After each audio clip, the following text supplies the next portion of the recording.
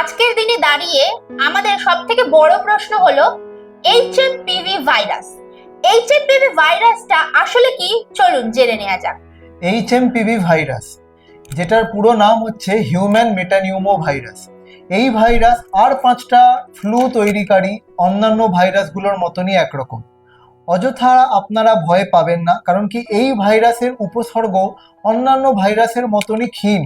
সাধারণ জ্বর, সর্দি, কাশি, হাঁচি, এই ছাড়া এই ভাইরাসের নিউমোনিয়া জাতীয় কঠিন রোগ করানোর ক্ষমতা কিন্তু অনেক কম। কিন্তু এই ভাইরাসে ছোট বাচ্চারা, বিশেষত 5 বছরের কম বাচ্চারা একটু বেশি অ্যাফেক্টেড হয়, কিন্তু কারণ তাদের ইমিউন সিস্টেম অন্যদের তুলনায় অনেক কম থাকে।